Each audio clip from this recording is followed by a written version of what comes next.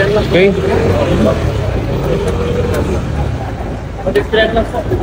Everybody ready? Okay. First question. Okay na bala? Okay na lahat? Sir, anong purpose ng pagpunta niyo po rito? To show support to the BP and their sunog staff. Nakausap niyo na po. Nakausap ko na. Kamusta po sila? Ano pong sabi sa inyo? Ano pong napag-usapan niyo, sir? Ano lang, worried lang siya sa sitwasyon niya. Worried lang siya. Dahil? Hindi siya sigurado. She's not sure of what will happen to her. Kanino po? Si Laika. Okay, sir, anong thoughts na sa mga nangyayari ngayon? Para sa akin, it's a very Is this appropriate? Tingin niyo? very unfortunate dahil yung tao na hindi pa man lang nagiging accused, no? Hindi pa napailan ng kaso, kung i-treat mo parang convictado na dadalhin mo sa Women's Correctional Facilities, a place for convicted criminals. I've been the Director General of Bucor at alam ko kung anong sitwasyon dyan sa loob. Yan ay kulungan yan ng mga serving sentence, convicted felons serving sentence. Bakit mo ikulong doon yung isang babae, isang abogado na pinatawan lang ng citation for contempt? Ngayon, dadalhin mo na doon sa facility for the convicted criminals. It is very unjustified para sa akin. Very unjustified. Magpakuntip-kuntip kayo ng tao tapos hindi nyo kayang bantayan dyan sa inyong facility. Pero man kayong facility for contempt persons, di ba? For persons cited in contempt, you should have your own facility dyan sa Kongreso para bantayan ninyo. Bakit nyo dalhin doon? Okay lang sana kung doon dalhin sa Quezon City Police District detention, mga ganon.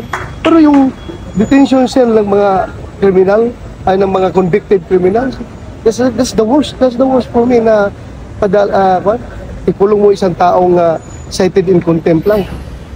Alam na ba to ni former President Duterte? Nakausap niyo na ba siya? Tingin niyo, aware na siya dito? Ay, doon to. Wala pa kami punta kasi kagabi pa ako, galing kong Baguio, natutulog ko sa Baguio noong alas 2. Ginising ako, tinawagan ako na humihingi ng tulong si BP Inday Sara sa sitwasyon nila doon sa house. Kaya bumaba kagad ako, bumiyahe kagad ako dito from Baguio para matingnan lang kung anong sitwasyon nila. As a senator, may magagawa po ba kayo anything to help yung saklola ni Sara? Well, pag-aralan natin, hindi ko we observe, even though, we observe interparliamentary courtesy. Hindi tayo pwede magkailan sa trabaho nila. Sila rin, hindi pwede magkailan sa trabaho namin. So, yan ang binabantayan natin. Pero yung nga lang, nakakomento lang ako na hindi po maganda talaga. Bakit ang isang person na cited in contempt lang sa isang hearing dyan sa House of Representatives ay doon na ikukulong kaagad sa Women's Correction Facility, which is a place for persons or for convicted criminals serving sentence. Hindi pa kumbiktado itong tao na ito. Bakit doon mo kagad ipadala? Hindi pa nga akusado. Wala pang kaso na na-file. So saan ay saying that this is unlawful? When you say unlawful, pag-aralan ko pa. I'm not so sure. Pero unreasonable for me. Pero sir, naniniwala po ba kayo na overkill ang deployment ng PNP ngayon base na rin sa sinabi ni Vice President? Walang pulis naman, sumusunod lang yan sa order. Pag inorderan yan ng mga higher ups nila na pumunta kayo doon to provide security, huwag rin natin masamain yung pulis dahil sumusunod lang yan sa order. Kahit na alam nila na may politics behind all these orders, but still, they are the legal orders coming from their superiors. So, susunod lang yung mga pulis dyan. So, huwag natin masamain yung deployment ng mga pulis. They are just following orders. andyan man sila to secure everyone, pati tayo. Sara, meron po ba kayo nakita paglabag? Doon sa Saan pagbisita? pagbisita ni VP Sara kay Laika doon sa house po, yung pagstay niya doon sa opisina ng kanyang kapatid. Wala akong makitang paglabag doon sapagkat kung kami nga pwedeng matulog sa opisina namin. Ako pwede akong matulog sa opisina ko kung sakaling alanganin na may pagkakataon kasing hindi na ako makauwi kasi masyadong sigido na yung panahon. Doon na lang muna ako sa aking opisina. Ngayon kung halimbawa binisita ng pangalawang pangulo ang kanyang staff na nakakulong. Alam mo, ugaling Pilipino yun eh. Staff niya yun eh. Kung ako parang sumakit na yung loob ko sa nangyari sapagkat itong abogado sinasabi niya lang, nakita ko kasi yung ibang bahagi ng proceeding.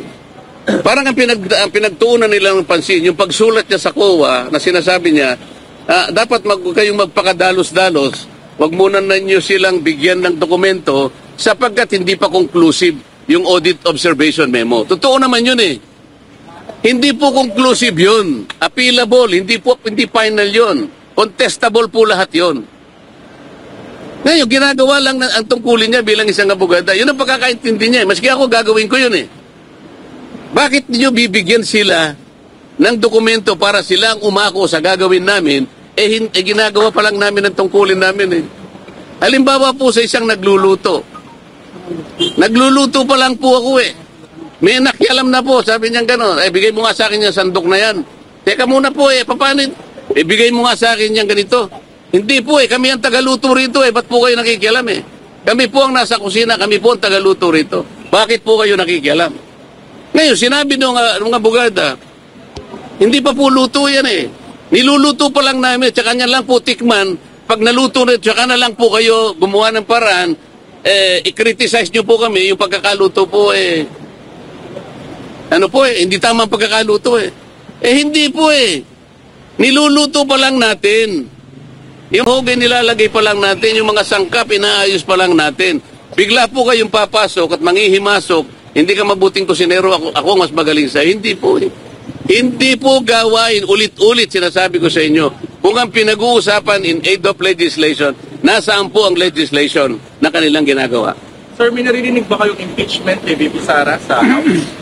Naririnig ko lang, pero alam ko papunta sila ron. Yan pa ang isang kabalintunaan. Yan pa yung isang hindi ko maintindihan. Naghahanap sila, nagmimina ng ebidensya.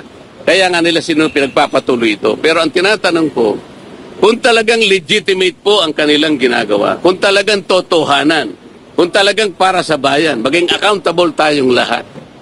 Sa dinami-dami po ng mga ahensya na pinagkalooban ng confidential fund, bakit po nag-iisa lang?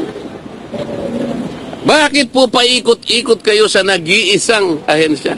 Wala na po ba kayong pakialam doon sa iba? Anong klaseng gawain ito? Paano tayo makakagawa ng isang matibay, ng isang katanggap-tanggap na investigasyon? Kung sa dinabi-dami ng mga ahensyang nabigyan ng ganong klaseng pondo, isa lang ang tutugisin mo.